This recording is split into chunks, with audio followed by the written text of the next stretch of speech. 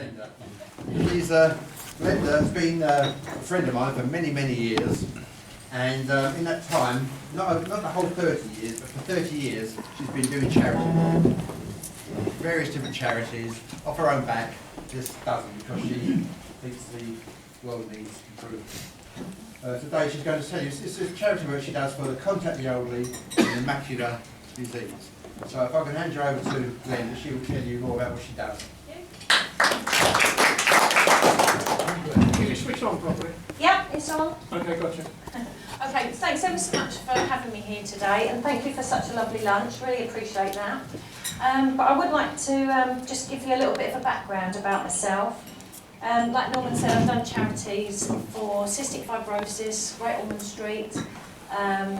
With cystic fibrosis, I had 2 children, and one had a heart and lung transplant. So I've always been very active in that. Also donate to a charity in Chelmsford, where there isn't palliative care in the community, which obviously I didn't receive with Christopher. So we still donate heavily in Chelmsford, because that's originally where I'm from. And I'm also involved in the Macular group as well. I've got 40 members in that group, and I also am a coordinator for Contact the Elderly. I became a host for Contact the Elderly, where you open your homes to elderly people for a group, and they're all different groups. And you open up and you have an afternoon tea, cream teas, cakes, and these people come to your homes. They may not have been out of their properties for a month, and they'll have a volunteer driver. So for Contact the Elderly, everything we do is completely voluntary. There isn't any money exchanged, so anything the drivers and I do is completely off our own backs. So I started off as a host, and then they asked me to be a coordinator. So I've got, in one group, I started off with 12 and 5 drivers. And I now actually have 3 groups and 5 drivers for each group, and it's just growing. And my age groups vary from 80 to 96 years old. And the only thing they have is a stick or a small frame, and as I say, they're wonderful, wonderful people. When they come into your home, all they want to do is chat, and the stories they have are wonderful. And one of my sons said to me, "But Mum, where are their families?" And you think, yeah, there's got a point, but when you actually talk to them, they've got elderly children who actually are not very well, and they're being cared for by their grandchildren. So the grandparents have slightly kind of got forgotten. They're so appreciative, and they're always worried about, how the next heating bill is going to be paid. So it's why we never take any money off of them.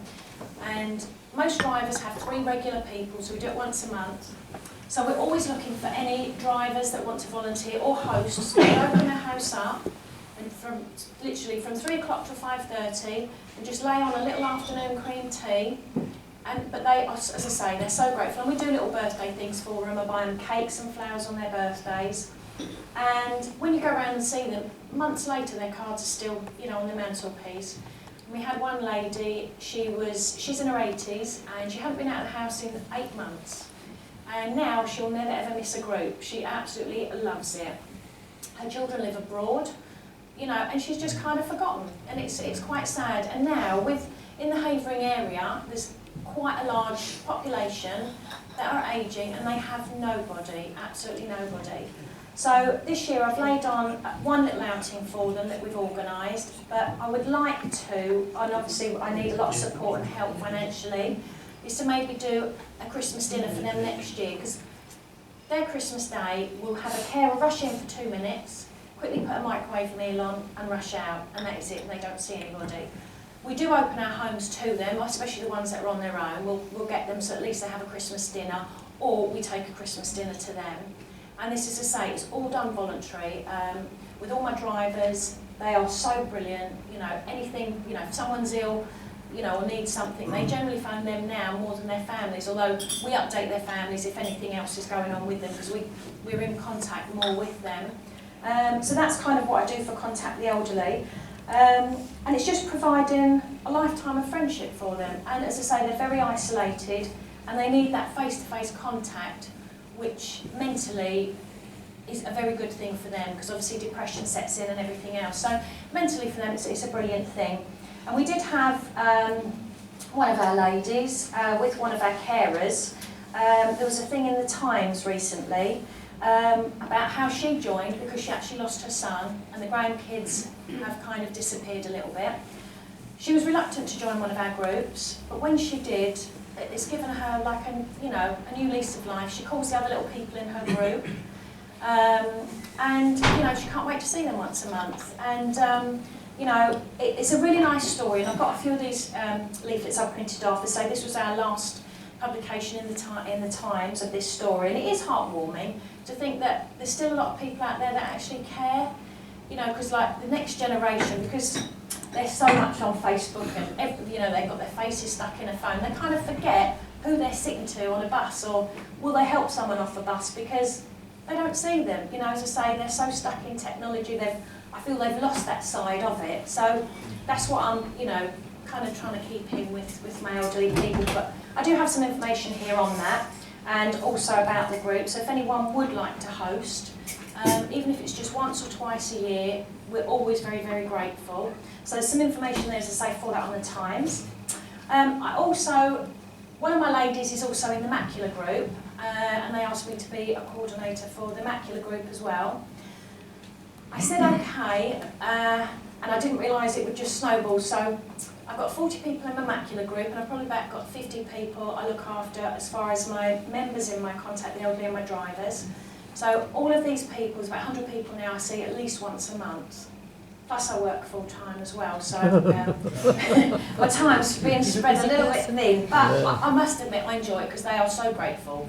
And I always say to my children, when you leave home, you'll appreciate what you have, and this is why I do it for these people, because they do appreciate it.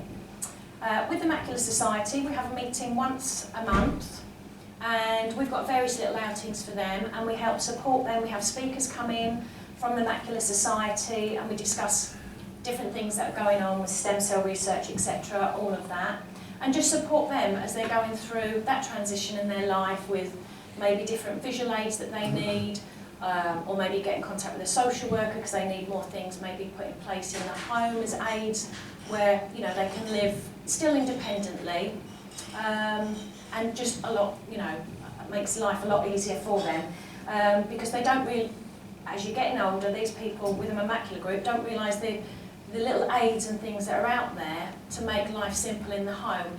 And unfortunately, with the cutbacks with everything, the social workers, are cut short a bit. So if they're in one of our groups, we can give them this information, and then they can tap into that. And obviously, if not, we can tap into it with the social workers for them. It's just to make life a lot easier for them. They're more able-bodied compared to my other group. But as I say, it's a great cause for both of them. So anything I could do to help either of my groups, if it's like a little outing or a treat, anything would be greatly appreciated, especially for my Contact the Elderly, because everything for them, as I say, they're always worried, a lot of them are all war veterans, so, every penny goes, to their heating in the winter time. But I would like to lay on a Christmas dinner for them, only for the fact is they probably don't get a proper cooked meal very often, and at least at Christmas it's a lonely time of the year. And this is why we have our Sunday afternoons is on a Sunday, because it is the loneliest time of the week for them. The carers rush in and out, and it's a good social thing for them. And mentally it keeps a very good well-being for them. So that's kind of what I do for both of these groups. And as I say, it's a shock when you realise there's nearly 100 in that I see once a month. And I'm always on the phone if anything happens, if they need anything. So that's what I do. But I'd like any questions if you wish. Jim, I think what you have outlined is absolutely wonderful. Are you in link with anything of the registered charities like Age Concern UK, etc.? Age Concern is linked with the Macular Society, so that's how I end up getting a lot of my people through both charities. The reason why I'm asking this is because we run a charity. Right. I fund a thing called Silver Link, Oh, right. which is what you were talking about, through Age Concern. Oh, right. If you talk to them and use our name, Yeah. what it is a service where people phone old people at home. Oh, right. Oh, that would be good. Regularly. Yeah. So you have that, what you said is absolutely true. They see nobody for a month. It's terrible. Mm. The Silver Link, which we have actually set that up in this area. It's the second year, John? Something like that, or Silver Link, second year, about the second year of running now. But it is now integral to Age Concern. We took it in there, I took it in there, and they've adopted it as part of their activities. we are minded to continue funding it. Right. Use it. Oh, definitely. I definitely will. I mean, that would be a great help to some of these Before you people. go, I'll give you her name. And you can, and you can Yeah, no, contact we the really, expert. really do appreciate that. That- Because that they will. Sorry? They will really appreciate that. Good, well, that's fine. I mean, that's available. It's a service that you can have. We fund it. And I would be very pleased to hear that more people are using it Yes. and more people are becoming involved in it. Yeah. It's one of those things that you don't know about these things until, you know, someone tells you. Sometimes, I'm a little disappointed age concerned, I Yeah, told you. no. But, there we go. Okay. I'll definitely tap into that because I think that would be a great thing for them, you know. Okay. Because loneliness, as I say, when you've got so many hours in a day and all you can do is watch the telly, you know, the day seems The twice telephone the telephone gives a link. Yes, People absolutely. positively phone them to see, are you all right? Yeah. And it creates some form of friendship. It's just nice to know that someone is there. That's what, you know, is nice for Yeah. them. Yeah. No, I'll definitely do that. Okay. That's a very good point. Mm. Question. Only a clarification. He keeps saying macular. Macular dystrophy, you mean? No, macular, the eye, just don't, yeah. Yeah, yeah. Macular regeneration. Yeah. My question is that macular regeneration ends up in blindness. Yeah. Either partial blindness or complete blindness. Yes, that's right. And do you have any problem when they have in this sort of state? No, Partial or complete? I mean, No. how are they, when somebody is prepared to take them out, one has to be aware of the Oh, yeah. predicament, Yeah, I mean, all our drivers, some are with more able-bodied, and when we go out on trips, with all of their different, obviously because it's a different thing with them, and they're all at different stages, so we will put like an able-bodied against someone that really can't see very well at all. And then say if they went out, we would always make sure they're at the front, we get them in first. So they're all at different stages, you know, with their eyes, but we cater to that for them, you know, so we wouldn't just, you know, bung them all on a bus and get them off somewhere. You know, we do help them and everything, but they're all in different stages. But the thing is, we had a speaker there a little while back. She came, and it's teaching them how to use what visual sense they have. So with macular, if you can imagine, like the middle part is just really smudged, but you still see it all around. So they teach them how to tap into that. It's just retraining your brain on how to see. So once you can actually see that way, then they don't notice it so much that they've lost that middle, you know, vision in their eye. So it's teaching them new ways, but not always that the social worker would have time to do. So, you know, we can tap into things and help them, you know, visually for that. But there's a lot going on with macular, and you know, it is a good thing. And as I say, the group is, as I say, there's 40 in a group. They're very supportive of each other, and they're all at different stages. So someone can come in at 1 year and be fine, but by the end of the year, you know, they're not. They are blind. But it just depends how it, you know, it takes them really, you know. But it's good to tap into the other things because it gives them positivity to know that they've not lost it all. Because once they can train their brain to use the other part of their vision. Most of them will have peripheral vision, quite a bit of peripheral Yeah. vision. Although the central vision is gone, Yeah. peripheral vision will be there. And it's just tapping in to know how to use that because we all don't have to think how to see, so you just, you know, you automatically do it. So when you have to think about how you've got to use your visual in a different way, you know, it's a great benefit to them, you know. So as I say, that's a good group as well that I do. But I'd like to help both groups. If anyone, as I say, would like to, you know, host an afternoon tea or, you know, help on an outing and things like that, you know, it's. I just feel I'm a bit of a one-man band really now. I've got over 100 people, but you know I'm still trying to do my best for all of them, you know. But as I say, I know we've got the talking paper. I found out about that some of our elderly people tap into. But as I say, I'll definitely use your services on that one. Silver link. Yeah, silver link. Yeah. It's tapestry. Yeah. Okay. In Law Street in Hornchurch. Yeah. Yes. Is that like the Hopper House? That's the one, the tall building. Yes, yeah. They're in there. Tapestry. If you go in, we fund that not through Rotary but through a separate charity. In actual fact, it's called the Arrowwood Hospital League of Friends. Oh right. Yeah, we run that. Oh okay. Is it Hopper House? No, Hopper House is on the hill. And we're talking about in North Street in Hornchurch. Oh right. Colin, what's the name? What's the building? Good God. Next to the Conservative Club. There's an office block. Oh right. Do you know the Conservative Club in North Yes, Street? yes, I There's do. an office block there with a Yeah. car park out front. They're in there. And it's Right. called, I'm sure it's called Tapestry now. Yeah. Scottish Mutual. Sorry? That's right. Yeah, Scottish Mutual. Scottish Mutual, that's it. Yeah. Yeah, really used to work there. yeah. Are there any other questions for Glenda? Glenda, you were saying before that if anyone wants to know anything about these things, not much you don't know. Yeah, I can always Expect you email. get all the information to Yeah, them I if can they email want them to know over to anybody, give you all of our leaflets. You know, and if anybody would like to come to one of the meetings, they're more than welcome. I've actually got that Macular Degeneration. Have you? You should come to one of our meetings. But the opticians just keeps on sort of keeping an eye on it, and he said it's not that bad, he said, but he said it can turn wet. Yes, that's correct. When you get all like wavy lines. Yeah. But as I say, if you want, you're more than welcome to attend one just to see if you know you like it, or you know, at least you know it's there in the future. Did I email it? Yeah. Yeah, no, absolutely. No, we'll definitely do that. And as I say, we have different speakers come in. And I know in February we're having a chat come up from the Macular Society to do a chat. So I think if you came to that one, I think you would gain a lot of information from that. You know, and obviously he's completely blind now, but he had it all through the years, and he actually works for head office. So he comes out with his carer and his dog and does, you know, talks to different groups. But that's in February, so I'll email you the date on that one. But I think you'll find that, you know, quite useful information. What area are your meetings held in? They're at the Rotary Centre in Romford. Okay, thank you. Yeah. Yes. Yeah.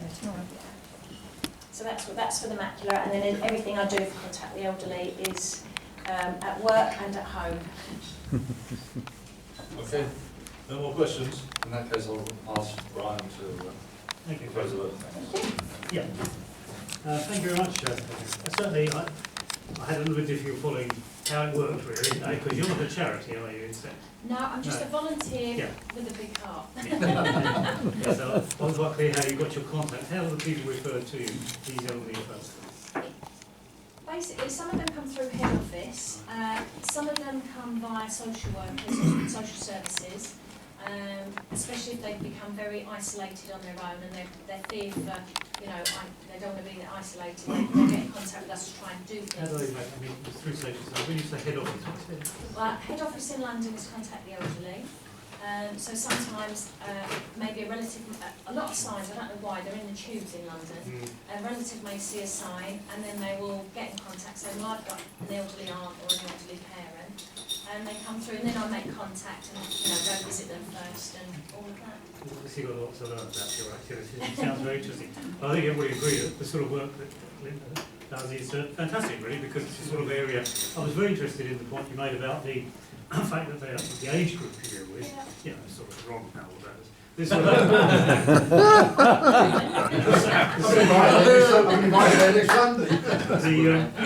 their age is such that their own children are becoming the elderly group as well. Therefore, there's a sort of something missing, isn't there? Like, I've got an interesting point. Well, I hadn't really thought about it before. But See, obviously, Havering isn't my area, but when I came, it was.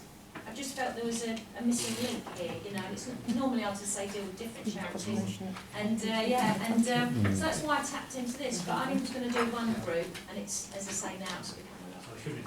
My job is to No, thank no, you very no, much no, for no, coming thank you. along and presenting it to us and No. making us aware of the fact that there is such a thing. And I've already said, guys, that as you know, we have our Old People's event where we take them to the Queen's Theatre for a bit of a matinee performance and a tea. I should be looking at that very closely this year with the numbers. If we have these spare places, that's what I'll be kept contacting them. And obviously, if we can fill those places, Yeah, fill it'd be folks, and brilliant. next year perhaps we can look at it. Because they're the sort of age group we're aiming at, people who really do benefit from going out. And you know, so that's great. So I'm sure that we've all learned a lot from you. And I'm sure we will show appreciation for them.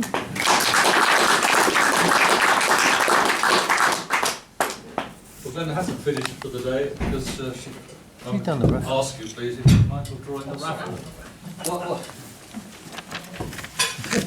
the other thing is, of course, that in order to fill a day up, I think you make a very good Rotarian. The way you go through life, I think you'd be an ideal member of Rotary, if not a full member, and certainly a friend of Rotary, and you can come along occasionally and see what we're doing and Yeah, tell us how you're that'd doing. be lovely. So who's the lucky one this time? 196. 196. 196? 195, 194 you've got. Yes, I've come quite late. Yes.